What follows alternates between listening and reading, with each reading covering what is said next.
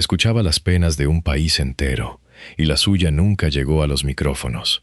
Antes de que existiera la mujer que le puso voz a la gente sin voz, hubo una niña que aprendió algo distinto, a quedarse callada afuera de una puerta ajena, escuchando lo que pasaba adentro, porque en su propia casa no había nada que contar salvo hambre. Se llamaba Cristina, y en San Felipe Torres Mochas, Guanajuato, esa costumbre, pegar el oído a las puertas de los vecinos, no era un juego, era lo único gratis que tenía. Su madre, sin dinero para darle de cenar, le inventaba cuentos hasta que el sueño le ganaba al estómago vacío. Nadie afuera de esa casa sabía lo que pasaba adentro. 72 años después, cuando esa misma mujer se despidiera de millones de televidentes en Canal 11, la historia se repetiría al revés. Todo el país sabría lo que ella decía, y casi nadie sabría lo que le pasaba por dentro. Hay una pregunta que lleva 45 años sin respuesta detrás de «Aquí nos tocó vivir». ¿Qué escondía la mujer que hizo hablar a un país entero de sus propios dolores? Vas a saber cómo una periodista discreta hasta la obsesión convirtió en oficio el acto de escuchar. Eso empieza ya, con la puerta de su infancia. Y vas a saber qué pasó en los últimos 20 días de su vida, cuando volvió a pararse frente a una cámara sabiendo algo que jamás dijo. Esa cifra, 20, todavía no significa nada para ti. Cuenta esos días. Al final van a pesar más que los 45 años que le dio a la televisión mexicana. Preguntaba por la vida de todos y nunca por la suya. Esa fue la regla que sostuvo su carrera entera y la misma que, al final, la dejó irse casi en secreto. Hay una palabra que ella repitió toda su vida sin explicarla del todo: discreción. La usó para describir su matrimonio, su duelo, su enfermedad. La misma palabra que la hizo brillante frente a los micrófonos ajenos terminó por ser la que la escondió de los suyos. El 1 de diciembre de 2023, Cristina Pacheco se paró frente a las cámaras de Canal 11 por última vez como conductora fija. No dijo la palabra cáncer, no dijo cuántas semanas le quedaban. Dijo, en cambio, una frase corta que sonó a despedida sin querer sonar a despedida, y que el país entero tardaría en entender del todo. Nadie en el estudio supo cuánto pesaba, ella sí. Hubo una tarde, a finales de los años 50, en la que una conversación de varias horas decidió el resto de su vida sin que ella lo notara en el momento. Carlos Monsiváis la presentó con un joven poeta llamado José Emilio Pacheco, y de la literatura pasaron, casi sin pausa, a la costumbre de no separarse. Fue esa tarde, no un plan ni una ambición, la que empujó a la muchacha que escuchaba puertas ajenas hacia el oficio que la haría famosa. Para entender por qué esa tarde pesó tanto, hay que volver antes, a la casa de un solo cuarto donde todo empezó. La niña de la puerta ajena se llamaba, en realidad, Cristina Romo Hernández. Nació el 13 de septiembre de 1941, la menor de 6 hermanos, y llegó a la Ciudad de México casi por accidente. Una caída grave la obligó a mudarse desde San Luis Potosí para recibir atención médica, y su madre decidió quedarse porque ahí tenía parientes. La familia entera vivía en un solo cuarto, sin una pared que separara nada de nada. No había juguetes ni dinero, pero sí una libertad rara. Mientras su madre trabajaba, ella se escapaba a la calle, y ahí aprendió el oficio que la haría famosa antes de tener nombre para él: escuchar puertas ajenas. Ver lo que nadie más veía porque a ella, tan pequeña, nadie la notaba.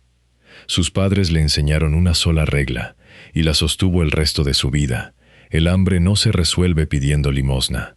Se aguanta, se disimula, y si hace falta, se convierte en otra cosa. A ella se le convirtió en historias. Su madre, cuando no había nada que darle de cenar, inventaba cuentos hasta que el sueño ganaba. Décadas después, Cristina lo diría con una frase que sonaba a broma, y no lo era. Su madre, sin proponérselo, le había enseñado su vocación. Esa vocación necesitaba un empujón para volverse oficio, y el empujón llegó con un nombre que México entero reconocería después por otra razón: José Emilio Pacheco. Se conocieron gracias a Carlos Monsiváis, en una conversación de varias horas sobre literatura que terminó, según se ha contado, en la decisión casi inmediata de vivir juntos. Eran jóvenes, no tenían dinero, y el matrimonio duraría más de 50 años. Fueron tiempos muy difíciles, recordaría ella misma sobre esos primeros años. Un departamento modesto, la oposición de ciertos círculos intelectuales que no veían con buenos ojos la boda, y un trabajo que perdió, según se ha documentado, cuando Manuel Barbachano Ponce decidió sacarla de un noticiero cinematográfico donde también trabajaba su esposo. La razón nunca quedó clara del todo. Lo que sí quedó claro es que, desde el principio, a Cristina le tocó abrirse camino como periodista, mientras cargaba la sombra de ser la esposa de. José Emilio hizo algo que, contado con la distancia de los años, se lee como el primer acto de justicia hacia ella. La animó a firmar con su propio nombre, en lugar del seudónimo masculino que muchas periodistas de su generación usaban para que las tomaran en serio. Ella firmó Cristina Pacheco. El apellido del marido se volvió, con el tiempo, una marca propia, la de la mujer que un país entero reconocería sin saber, la mayoría de las veces, que detrás de ese nombre había también un matrimonio que prefería no dar explicaciones sobre sí mismo. En una entrevista de 1985 explicó, con una franqueza que pocas veces repitió después, por qué elegía hablar con vendedores, costureras y taxistas, en lugar de con actrices o políticos. Al ir con ellos, doy voz a gente que creció como yo, o en circunstancias semejantes. Fue de las pocas veces en que admitió, en público, el vínculo directo entre su propia infancia hambrienta y el trabajo que la haría famosa. No volvería a decirlo con esa claridad casi nunca más. Esa fue la primera piedra del imán que la sostendría 45 años frente a las cámaras y al mismo tiempo la mantendría cerrada frente a todo lo demás. Contar la vida de otros era su trabajo, su refugio y con el paso de los años, su manera de no tener que contar la propia. Preguntaba por la vida de todos y nunca por la suya. José Emilio le dio, según se ha contado, un consejo que ella repitió el resto de su vida como si fuera una brújula. Con éxito o sin él, con premios o sin ellos, si esto es lo que te gusta hacer, hazlo. No dejes que la gente ni el mundo te doblegue. Ella lo cumplió al pie de la letra durante 6 décadas de carrera. Ni el hambre de la infancia, ni el despido de Barbachano Ponce, ni la muerte de su marido, ni finalmente su propia enfermedad, la sacaron jamás de esa silla de entrevistadora. Lo que ese consejo no incluía era qué hacer con el propio dolor cuando llegara. De eso, José Emilio nunca alcanzó a advertirle nada. En 1961, Cristina y José Emilio se casaron. Ella tenía 19 años, él apenas 22. No hubo fiesta grande ni fortuna esperándolos. Hubo un departamento pequeño, sueldos flacos de 2 escritores que empezaban, y la costumbre, que ambos compartían y que ninguno rompería en más de 50 años de matrimonio, de no explicar en público lo que pasaba puertas adentro. Cuando alguna vez le preguntaron por esos primeros años, ella los resumió en 5 palabras que decían más de lo que parecían. Fueron tiempos muy difíciles. No dio más detalles. Nunca los dio. ¿Y qué tan difíciles? Lo suficiente para que perder el trabajo que Barbachano Ponce le quitó le pesara como algo más que un tropiezo. La prueba de algo que Cristina cargaría el resto de su carrera, la de ser tratada como la sombra de un apellido antes de que ese apellido fuera también suyo. Firmar con nombre de mujer, cuando la costumbre del gremio era esconderse detrás de un seudónimo masculino, era exponerse en carne viva. Y ella se expuso, primero en la prensa escrita, después en la radio, y finalmente en un formato que en México, a inicios de los 70, casi nadie tomaba en serio. La televisión cultural, hecha con poco presupuesto, dirigida a un público al que nadie más quería dirigirse. Ahí nació, en 1974, Aquí nos tocó vivir. La idea era sencilla y, por eso mismo, radical. En un país que llenaba sus pantallas de actrices, políticos y cantantes, Cristina Pacheco Decidió apuntar la cámara hacia el señor que vendía globos, la costurera del mercado, el niño que cuidaba autos. Investigaba a cada persona antes de grabar, pero se negaba a llevar una lista de preguntas armada. Le parecía, según explicó más de una vez, una falta de respeto hacerle a alguien preguntas que ya traía pensadas de antemano, como si su vida fuera un cuestionario. Prefería escuchar y que la conversación encontrara sola el dolor o la alegría que valía la pena contar. Ese método, escuchar sin guión, dejar que el otro se abriera, la volvió, con los años, en la periodista que un país entero reconocía por la calle. Pero ese mismo método, aplicado de puertas para adentro, nunca se lo aplicó a sí misma. Los que trabajaron cerca de ella coinciden en algo. Mantenía un círculo cercano diminuto, hermético, del que formaba parte gente como el escritor Juan José Arreola, y fuera de ese círculo, casi nadie sabía nada de su vida que ella no hubiera decidido contar primero por escrito, en una columna, con las palabras ya escogidas y sin preguntas de por medio. Esa costumbre se puso a prueba de la manera más dura posible el 26 de enero de 2014. José Emilio Pacheco, su compañero de más de 50 años, murió de un paro cardiorrespiratorio en el Instituto Nacional de Ciencias Médicas y Nutrición, Salvador Subirán, después de una caída en su propio estudio. Tropezó con unos libros, se golpeó la cabeza, que lo dejó hospitalizado y sedado varios días sin mejorar. Tenía 74 años. Su hija diría después que se fue en paz, que murió en la raya, trabajando casi hasta el final, como él hubiera querido. ¿Y Cristina? La mujer que llevaba 40 años sentando frente a una cámara a gente que lloraba a sus muertos, no se sentó a llorar al suyo frente a nadie. Escribió. En su columna de la jornada relató anécdotas domésticas, la lucha cotidiana por alcanzar un tren, un regalo pequeño que él le había hecho, con una ternura que solo se permitió en el papel, nunca en pantalla. El país que la veía hablar de la muerte ajena cada semana no la vio, ni una sola vez, hablar de la suya propia en carne viva. Después de enero de 2014 no hubo pausa visible. Cristina volvió al set, apenas unas semanas después de enterrar a su marido, y siguió grabando Aquí nos tocó vivir, y conversando con Cristina Pacheco, con la misma disciplina de siempre, sin lista de preguntas, sin quejarse en cámara, sin mencionar en pantalla que ahora regresaba cada noche a una casa donde ya nadie más esperaba el tren con ella. Quienes la trataban de cerca coinciden en que jamás la escucharon hablar de soledad. Ni una vez, en casi 10 años, dijo frente a un micrófono que extrañaba a su marido de la manera concreta y física en que se extraña a alguien que compartió cama durante medio siglo. Y sin embargo, algo empezó a filtrarse por los bordes.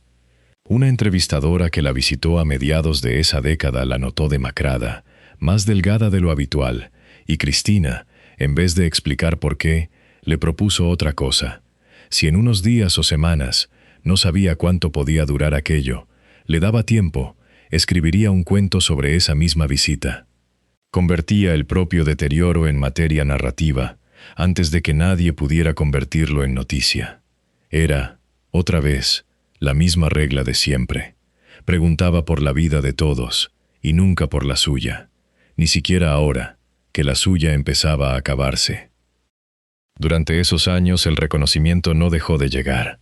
Sumó más de 40 premios a lo largo de su carrera, entre ellos el Premio Nacional de Periodismo en 1985 y el de la Asociación Nacional de Periodistas en 1986, y la UNESCO llegó a reconocer Aquí nos tocó vivir, como patrimonio de la memoria audiovisual del país.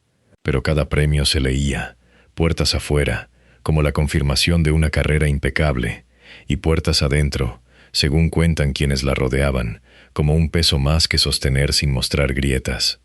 Sus 2 hijas, Laura Emilia y Cecilia, crecieron dentro de esa misma discreción heredada. La primera se volvió escritora y traductora, la segunda, historiadora. Ninguna ha concedido, hasta donde se sabe, una entrevista extensa sobre la vida íntima de sus padres. El hermetismo, en esa familia, parece haber sido una educación. Para 2023, Cristina llevaba 45 años frente a las cámaras de Canal 11. la friolera de 4 décadas y media, contando la vida de desconocidos con el mismo cuidado del primer día. Tenía 82 años, y aunque nadie fuera de su círculo lo supiera todavía, dentro de su cuerpo algo ya había empezado a acelerarse. Un malestar que ella, fiel a la costumbre de toda su vida, decidió no explicar hasta que ya no le quedó más remedio que anunciarlo, sin nombrarlo del todo, frente a la misma cámara que había usado durante casi medio siglo para hacer hablar a los demás. Quien conoce el archivo de Aquí nos tocó vivir, sabe que el programa nunca cambió de fórmula en 4 décadas y media.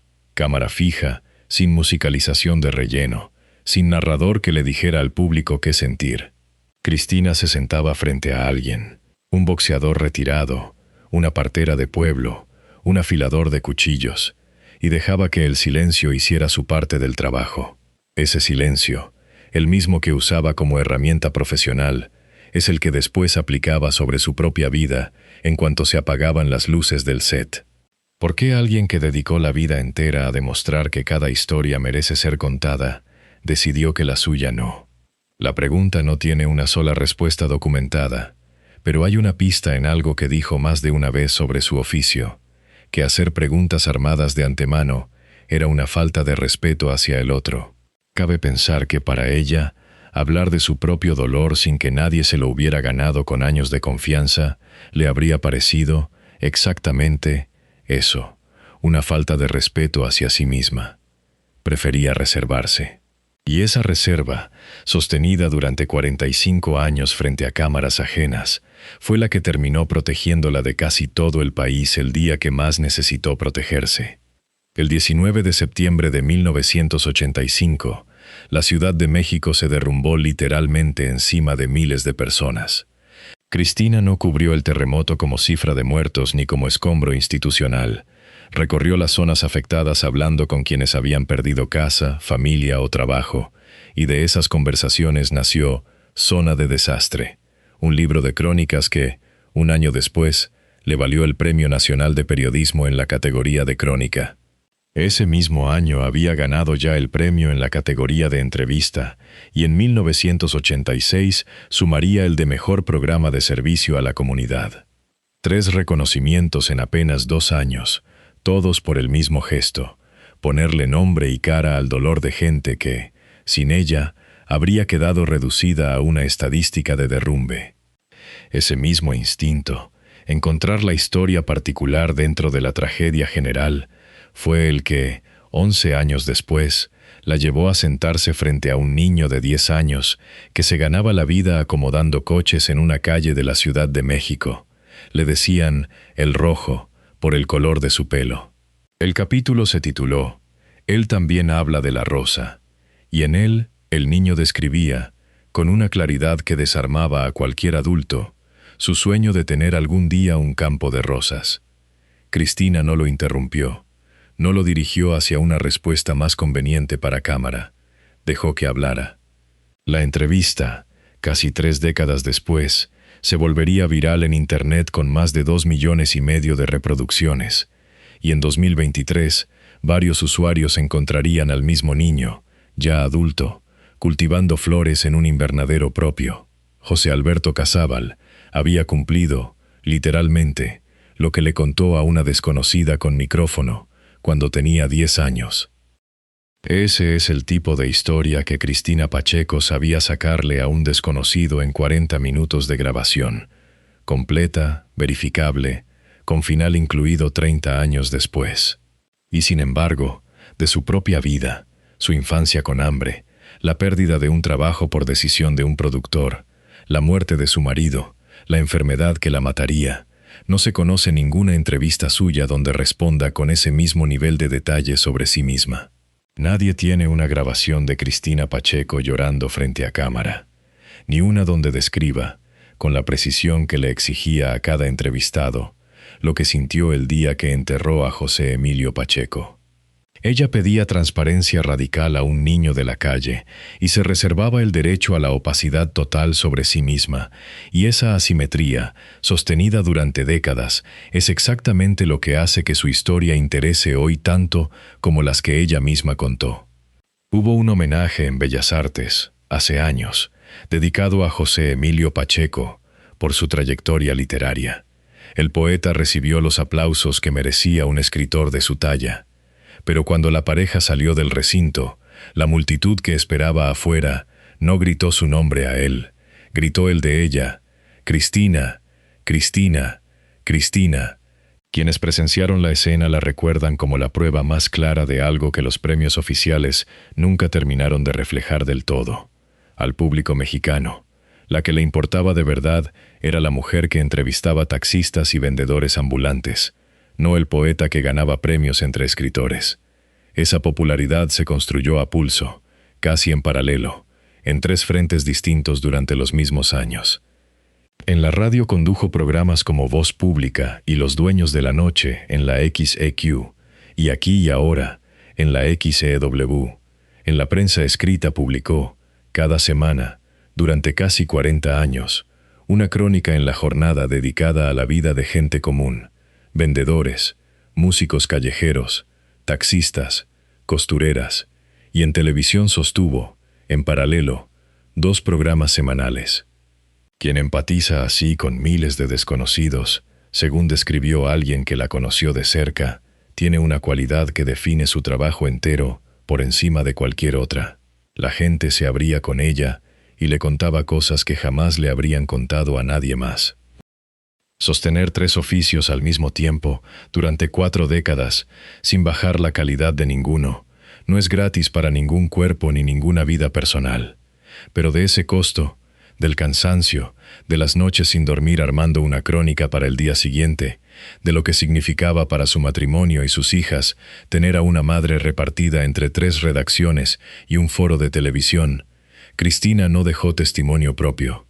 Lo que sí dejó fue el resultado: 15 novelas y libros de crónica publicados entre 1983 y el resto de su carrera, entre ellos Para vivir aquí, Sopita de fideo, Cuarto de azotea y Zona de desastre, más de 40 reconocimientos, y un archivo audiovisual que la UNESCO terminaría por declarar Patrimonio de la Memoria del Mundo.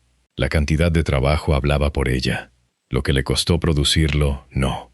Noviembre de 2023 no tuvo, para el público, nada de especial. Cristina seguía grabando sus 2 programas, seguía escribiendo su columna en La Jornada, seguía sin dar entrevistas sobre su vida personal. Puertas adentro, sin embargo, algo había cambiado de ritmo. Según contaría después su hija Laura Emilia, el cáncer que finalmente se le diagnosticó se detectó apenas semanas antes de su muerte, fulminante y muy rápido, lo describiría ella misma, y avanzó con una velocidad que dejó poco margen para decidir nada, salvo cómo despedirse. Y aún con ese margen mínimo, Cristina decidió algo muy propio de ella: no anunciar la enfermedad, sino solo su efecto. El 1 de diciembre, en Conversando con Cristina Pacheco, explicó que debía retirarse por razones graves de salud, sin especificar cuáles. Fue entonces cuando dijo, casi de pasada, la frase que más se acercó jamás a confesar lo que sentía: yo no estoy cansada, estoy enferma, porque de no haber estado enferma, nunca habría dejado ese programa. Me siento en esa silla y me olvido de todo. Me siento en esa silla y todo es posible. 45 años de trabajo resumidos en una silla que, según sus propias palabras, era el único lugar donde el resto del mundo desaparecía. Alguien que solo veía el programa esa tarde pudo pensar en un descanso merecido después de casi medio siglo de trabajo. Nadie, salvo su círculo más cercano, sabía que la palabra correcta no era descanso, sino despedida.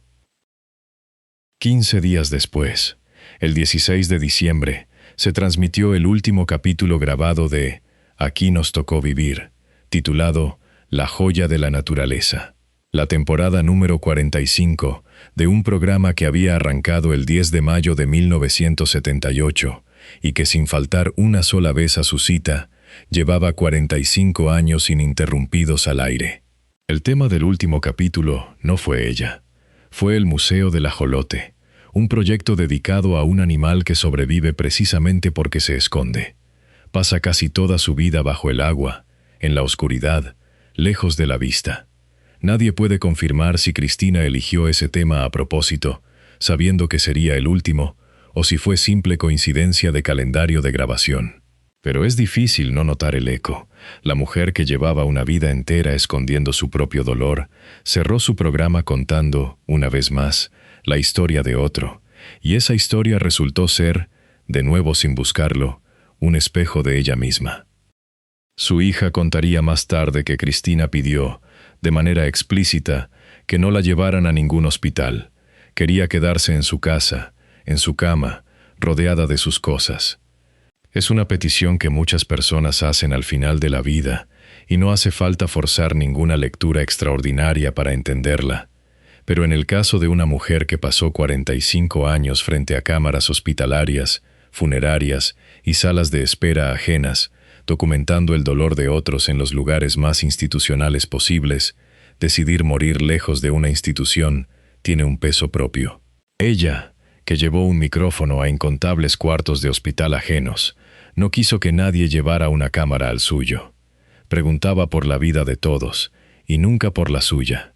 Pero en sus últimas semanas, por primera vez en 45 años, alguien, sus hijas, los médicos, el país entero sin saberlo, empezó a hacerle la pregunta que ella jamás se hizo en público. ¿Cómo estás, realmente? Aquí está la cifra que prometimos al principio, 20. Del 1 de diciembre, el día en que se despidió sin despedirse, al 21 de diciembre, el día de su muerte, pasaron exactamente 20 días. 20 días entre la última vez que el país la vio hablar y la primera vez que el país supo, con certeza, que se había ido. Compáralos con los 45 años que llevaba frente a esas mismas cámaras. 45 años de historias ajenas contra 20 días de la suya propia, y de esos 20 días, ni uno solo lo usó para explicar en detalle lo que le pasaba. Cuenta esos días. Al final pesan más que los 45 años que le dio a la televisión mexicana, porque en ellos cupo toda la distancia entre lo que Cristina Pacheco mostraba y lo que Cristina Pacheco cargaba. Volvamos a esa tarde del 1 de diciembre de 2023, porque ahora sí se puede ver completa. Cristina Pacheco está sentada frente a las cámaras de Canal 11, en el foro donde ha grabado durante décadas. Tiene 82 años. Hace menos de un mes le detectaron un cáncer que su hija describiría después como fulminante y muy rápido. Ella lo sabe. El equipo de producción, en su mayoría, no. El público, ninguno. Dice la frase que ensayó, casi con seguridad, más de una vez en su cabeza antes de grabarla. No voy a decir, como siempre, nos vemos el próximo viernes para seguir conversando, pero sí voy a decir, estaremos juntos siempre. Es una frase de 3 palabras finales, juntos siempre, construida exactamente igual que toda su carrera, sin anunciar el dolor, entregando solo lo que hace falta para que el otro entienda, sin tener que preguntar más. La misma regla que aplicó durante 45 años a los desconocidos que entrevistaba, aplicada ahora, por primera y última vez en público, a sí misma. El 16 de diciembre, 5 días antes de morir, se transmitió el capítulo ya grabado sobre el Museo del Ajolote.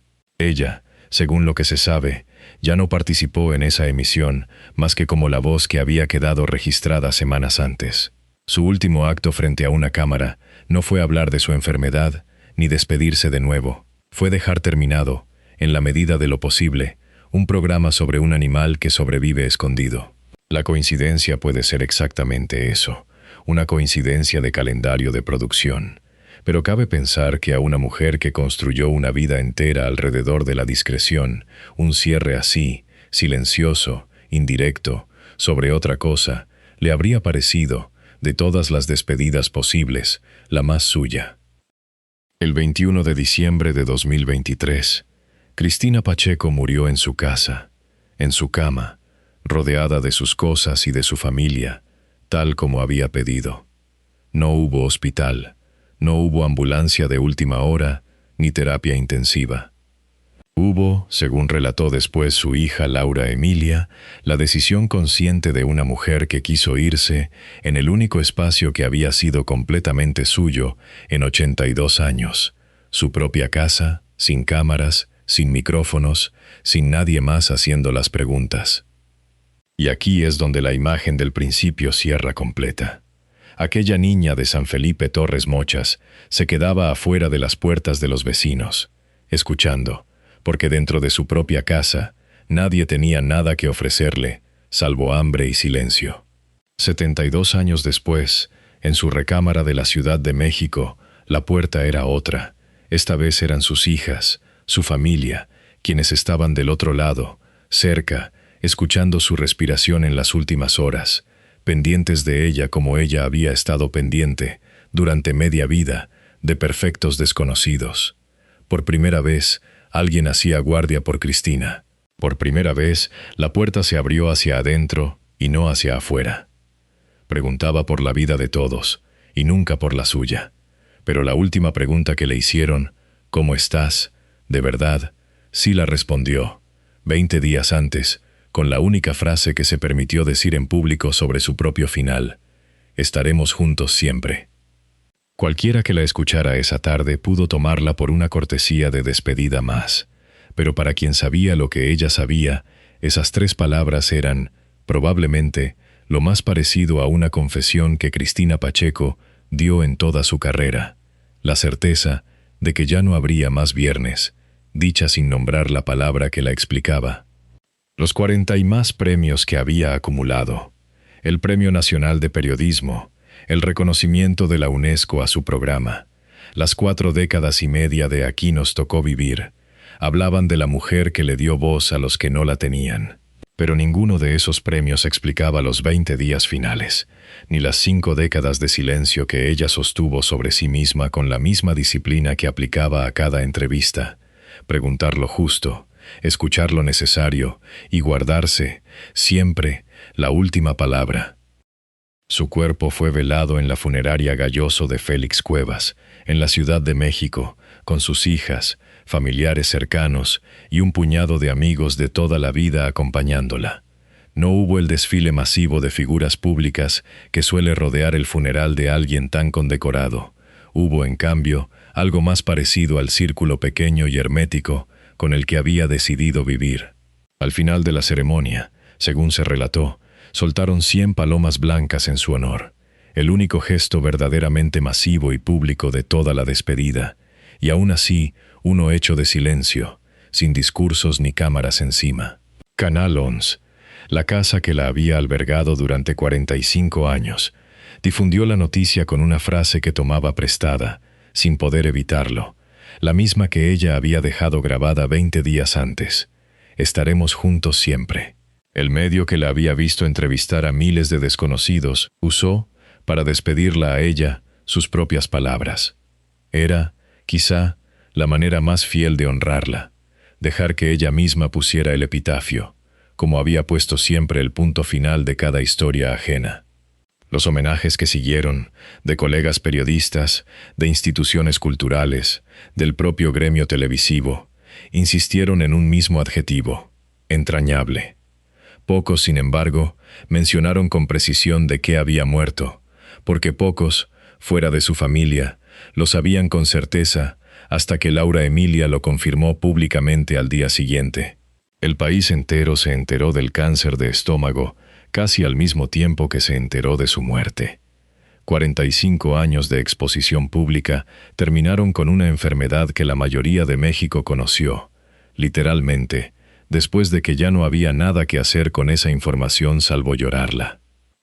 Cristina Pacheco pasó 45 años convenciendo a este país de que cada vida, por humilde que pareciera, merecía ser contada con detalle, con paciencia, sin prisa. Lo demostró con el niño que acomodaba coches y terminó cultivando rosas. Lo demostró con los sobrevivientes de un terremoto que dejaron de ser cifra y se volvieron nombre propio. Lo demostró, semana tras semana, durante casi 5 décadas, con costureras, taxistas y músicos callejeros que nadie más se había tomado el trabajo de escuchar. Fue fiel, hasta el final, a la misma regla de siempre. La pobreza la cayó hasta que ya era periodista consagrada. El matrimonio nunca dio detalles de sí mismo. El duelo se procesó por escrito y no en pantalla. Y la enfermedad solo se reconoció cuando ya no quedaban más viernes que ofrecer. 20 días separaron su última despedida pública de su último día de vida. Y en esos 20 días ella decidió, otra vez, no ser noticia. Ser, apenas, una frase de 3 palabras que el país tardaría en entender del todo. El Comité Mexicano Memoria del Mundo de la UNESCO lamentó su muerte recordando que los videogramas de Aquí nos tocó vivir, grabados entre 1978 y 2009, 31 años de material, forman parte de los registros nacionales de memoria documental del país. Es, en los hechos, el archivo más completo que existe sobre la vida cotidiana de los mexicanos comunes durante 3 décadas, construido entrevista por entrevista, sábado tras sábado, por una mujer que jamás se grabó a sí misma, respondiendo las mismas preguntas que les hacía a los demás. El gobierno federal, a través del Instituto Nacional de Bellas Artes, anunció para 2024 un homenaje nacional en el Palacio de Bellas Artes, el mismo recinto donde, años atrás, la multitud había gritado su nombre a ella y no el de su marido. Esta vez el aplauso llegó de frente, con fecha y con nombre propio, algo que ella jamás se permitió pedir para sí misma en 45 años de carrera. Ella misma definió, ya mayor, en qué consistía su oficio, un viaje hacia donde está el otro. Y su hija Laura Emilia resumiría después, en pocas palabras, la convicción que sostuvo esa búsqueda durante 45 años.